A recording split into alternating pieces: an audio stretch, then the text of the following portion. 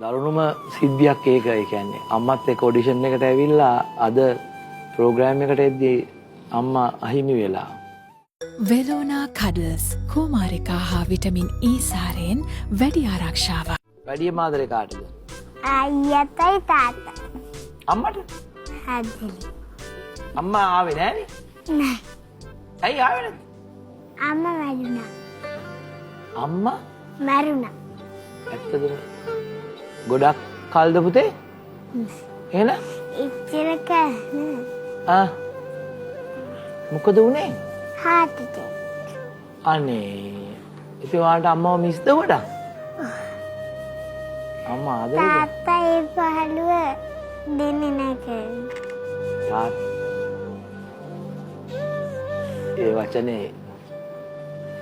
ඒ වචනේ අහන්න ලැබෙන එක හරි වාසනාවක් මල්ලි.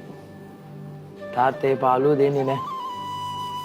තාත්තා අම්මගේ තාත්තගේ දෙන්නගේ ආදරේ දෙනවා.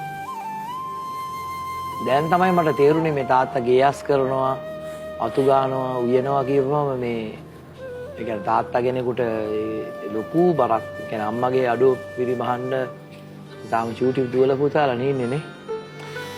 කමක් නැද්ද මල්ලි ඇහුවට මම මොකද්ද බයිපාස් එක කර ඉන්නකොට සිහිය ගන්න බැරි වුණා. මෑතකද? මාස 3යි ඊට. එතකොට දැන් මෙයා මෙහි එක්ක කලින් ආපු පාර අම්මා හිටියද? එතකොට අම්මත් එක්ක තමයි ආවේ. අම්මත් එක්ක දාවේ? ඒ කියන්නේ අම්මා ආසාවෙන් හිටියද ඔයා පොඩි වැඩ වෙනවට? අනේ සමා වෙන්න ඕනේ නේ. ඒක හරීම ඒ කියන්නේ මේ වැඩසටහනේ මට අපිට වෙච්ච බොහොම දරුණුම සිද්ධියක් ඒක. ඒ කියන්නේ අම්මත් එක්ක ඔඩිෂන් එකට ඇවිල්ලා අද ප්‍රෝග්‍රෑම් එකට එද්දී අම්මා අහිමි වෙලා. අම්මගේ සතුටනේ. අම්මා මොනවාද ඔයා ප්‍රෝග්‍රෑම් එකට එනකොට අම්මා ආසාවෙන් දීතියේ? ඔයා ජොබ් එකක් කරන්නේ නැද්ද මල්ලි ඔයා? බිස්නස් කරන්නේ දැන් ඉතින් කොහොමද එළියට යන්න බෑ. ඉතින් මේ දෙන්න වෙනුවෙන් සම්පූර්ණ කාලය යොමු කරලා තියෙන්නේ ඉතින්. මෙයාට කීයද වයස එතකොට? දැන් 6 මාරයි. පුතාට 12යි. 12යි. ඔයාගේ හයියට කවුරු හරි ඉන්නවද සපෝට් කරන්න? තාත්තා ඉන්නවා මගේ තනියට. හරි. මම ඉතින් ලොකු ගේම් එකක් දැන් ප්ලේ කරනවා. මාස 3-4 ඉඳන්ම අම්මා හොස්පිටල් ඉන්න කාලේ ඉඳන්ම මට මේ දෙන්න ලොකු සපෝට් එකක් දෙනවා පොඩි වුණාට. පුතයි දුවයි දෙන්න මෙහෙමයි ලොකු වදයක් නෑ මට ඉතින්. අපි ඉතින් ඒ අඩුව දැනෙන්නේ නැති වෙන අපි තුන්දෙනාම ඉතින් සමහරවිට රැයට අඬනවා තුන්දෙනාම එකට. හැබැයි ඉතින් සන්තෝෂයෙන් මම ඊටු ටික අරන් යනවා මේගොල්ලොත් එක්ක. මල්ලි මේ අම්මා කෙනෙක් නැතුව දුවෙක්ව හදනවා කියන්නේ ඒක මට හිතා ගන්නවත් බෑ. ජීවිතේ එහෙ අපි බලාපොරොත්තු නොවන දේවල් වෙනවා. අද මම මෙතන ඉන්නවා. හෙට මම මෙතන නොඉන්න පුළුවන් නේ. ඒ කියන්නේ ඒක මේ දරුවන්ට කියලා දෙන එක සහ ඒ අඩුව පිරිමහා ගන්න තරන උත්සාහයට අපි සැලුට් කරනවා. ඔයා වගේ තාත්තා ඔයගොල්ලෝ වගේ තාත්තලා තව ගොඩාක් ඇති. ඒක සෝවා ධර්මයේ බලාපොරොත්තු නොවෙච්ච දෙයක් ඉතින් නේ. තාත්ති ඉන්නවනේ. තාත්ති ආදරේද? අම්මා බලන් ඇතිනේ. අම්මි කොහෙද ඇත්තේ? දිව්‍ය ලෝකේ. අම්මා දිව්‍ය ලෝකේ ඉඳන් අනිවාර්යෙන් බලන් ඇති. හරි මල්ලි.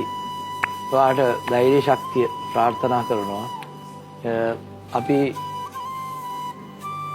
කෙනෙකුට හිතෙන්න පුළුවන් මේ පොඩි වැඩ්ඩු එකේ කොහොමද මෙහෙම ඒවා වෙන්නේ කියලා. මේවා අපි හිතනේවත් අපි ප්ලෑන් කරනේවත් නැත්තම් එහෙම නෙමෙයි මේක තමයි ජීවිතේ. අද මේ අපි එහෙම ඉන්න අපි හෙට අපිට මොනවා වෙයිද කියලා කියන්න බෑ. හැබැයි මොන ප්‍රශ්නේ වුණත් කකුල් දෙකෙන් හිටගත්ත දෙමව්පියෝ ළඟ ඉන්න මේ වගේ පොඩි වැඩ්ඩෝ හැමදාම අපි මේ වේදිකාවට ගේනවා මෙතනට ගේනවා නේ. හැමදාම මං කියන්නේ ළමයි කියන්නේ මල් වගේ සුවඳයි ලස්සනයි. තමන්ගේ දරුවන්ට විතරක් නෙමෙයි ලෝකේ ළමයිට ආදරය කරන්න.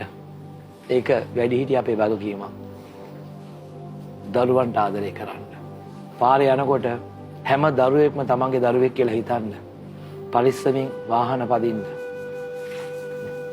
මොකද ජීවිතය කියන්නේ සමහරලාට එහෙම ඉවර වෙන්න පුළුවන්.